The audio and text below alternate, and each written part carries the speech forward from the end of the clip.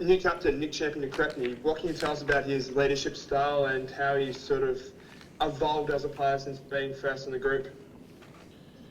Oh, his leadership style is very much, all action, and I think that's the best type of leadership, in my opinion.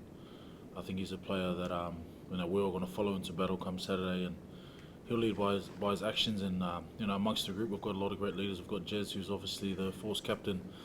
We've got Jake, who's captain the Tars. We've got Tane. A lot of boys that are leaders in their own right. So the onus isn't just on Crep to go out there and lead by himself. I think it's definitely a squad effort, and you'll see that. I can sneak in a second question. What about your Reds teammate, Aiden Ross? I think he's the fifth player to ever play for the All Blacks and Wallabies. What can you tell me about him and how he's been sort of integrated into the squad? Yeah, big horse. He's like no other. I think he's he's been good for the group. He's someone who's different, who's come from outside of the group, but has been a huge addition in terms of his experience across the ditch, and he's played a fair bit of footy, and he's someone who adds that to our depth at loose head, especially with the departure of Slips. I think he's been working hard in the background, playing this year for the Reds, and he's been toiling away. So his opportunity is this week, and he'll grab it with both hands. Christy? Struggling to hear you, sorry mate, nothing coming through.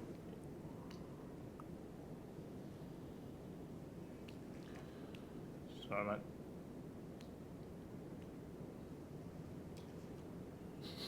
Anyone else? Pato, Panda? I'm happy to keep going. Yep. Perfect. Jill, for you. Mate, the broken jaw coming back. Can you talk us through the rehab process and I guess that moment when you realised, hang on a minute, something's not right here after that collision with South? Yeah, I suppose it was pretty abrupt collision, but I noticed pretty much straight away. I told Fieldy, physio, I think I broke my jaw. He's like, yeah, mate. And then I suppose the whole process will go straight in behind the stadium, straight into the hospital, and then was in Joburg. Lucky enough to have Moana and Peter Horn there with me for 6 days there in Joburg with them, and then had my mouth shut for a week. It was actually going a lot better than what we initially thought. We initially thought it'd be 6 to 8 weeks with my mouth shut and liquid diet, but that only lasted a week. And we've got such a good medical staff here at the Wallabies and the Force, so they helped me out so much. And you slowly progress your, I suppose, weights and gym. I couldn't clench my jaw for a couple of weeks. I was sitting there trying to gym with my mouth open. It looked a bit weird to most boys, but it was definitely a hard rehab. I suppose probably the hardest I've gone through mentally. Just not being able to do a lot, not being able to talk or kind of eat or anything like that was pretty challenging. But so glad to be back now, and to be here with this group is really special. And that's one thing that I suppose was the light at the end of the tunnel the whole time, which I'm glad for. Chris, did you want another crack, mate? Yeah, hopefully third time lucky. Yeah, good mate, you got it. Great. Hey, Luca, can you just tell us a little bit more around Nick? When was he announced captain, and what was the reaction of the playing group? It was announced when the team was announced, so the reaction of the group was special. I think the reaction of the group is a reflection of the person that he is and how much he means to the group. The energy that he brings consistently, whether he's in the team or he's not in the team, just goes to show the quality of person that Cripper is.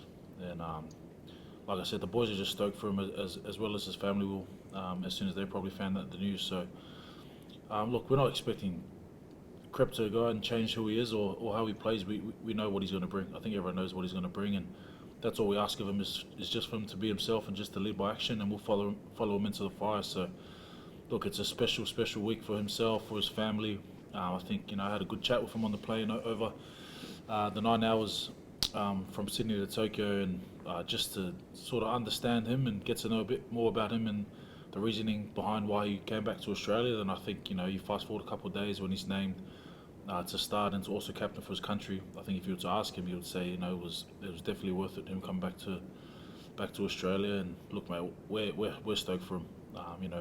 none more than the boys at the Force who have been with him all year. I think Pietsch would be able to, explain probably in better depth than I probably have, but just really happy for him and, well deserved. Very well said. Ewan McKenzie, I'm sure a few people remember him. He said that selection could be Eddie Jones's best friend last Friday, in the sense that he was hearing and thinking, off the back of Joe's comments, that he would use the rest of his depth and the squad. Joe just said beforehand that it is a bit of a risk, a calculated risk. Like, what's the playing group kind of feel about that? 13 changes. It's hard to remember a team have so many changes. Do you feel that the team will be prepared to, Eddie might be licking his lips around the prospect of a so-called second string team? No, the boys are excited. I don't know where the whole second string thing's coming from, and I don't know. Yeah, I don't know who Selection is. If that's his best friend, I've never met Selection before. But everyone that's playing this week, is an opportunity for us to really, I guess, take the team forward and really keep improving on what we want to improve and keep bettering the team. It's a squad effort each week. You don't have 15 guys who just train by themselves throughout the week and play on the weekend. So look, at the end of the day, we're just worrying about ourselves and what we've got to do and getting our shit in order. So I guess anything outside noise or whoever's speaking is irrelevant to us. This is the first time I've heard about it. So I think if you were to call Nick Champion the Cripney second string, I'd run fast if you said that to him. So we're just excited to play this week. A lot of boys getting some game time after some time out. Pietsch said broken jaw, so it'll be good. Thanks, Nick. Hey lads. Yeah, cheers, mate. Hey lads, got a question for Dill. Just off the back of Nathan's comment, like you talking about the coming back from that jaw injury. Just out of curiosity, what was kind of the hardest part of having your jaw wide shut? Because that sounds like a pretty intensive return back. Genuinely, probably the hardest part was like talking to other people and them just looking at me and like just going, oh, how kind of this. I suppose they use other language, but just like how I suppose rogue it looked, my jaw, and I was like, yeah, I know, I'm like the one going through it. But having the wire in your mouth is definitely the hardest thing, and not being able to talk and people like pointing their ears and stuff like that, trying to listen to me. But yeah, no, I'm lucky that I got my partner Ella to help me through a lot of that rehab and get through all that kind of stuff. Those first couple of weeks are pretty grim, just laying down, not doing much, and eating out of straw. Yeah, and then a second one for me, which is kind of off the back of Christy's point. Obviously, it is a big change, 13 changes, but on the other hand, it also kind of, we've heard so much about the actual growth of the depth of the squad and how everyone's kind of getting up for everyone. It's kind of a question for both of you. When there's so many players or so many changes in the squad, is it kind of like an extra moment where, talk about Aiden Ross getting up, potentially making his debut. Is there kind of like, does it also kind of work as a galvaniser for the whole squad? It's a bit of a question for both of you.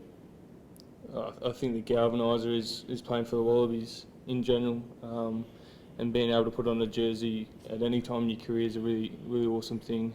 It's really cool for Aiden to get his debut. It's just as cool as everyone else playing as well. So I suppose every week it's a galvaniser just to put on the jersey, and if you're going to have a good team, you've got to have good, I suppose, as you said, depth and boys coming in and out of the squad, and having some game time under their belt and being able to form at the highest level. You don't want someone that's been training all week or training all year and then get one game. You want to be able to progress them throughout the year.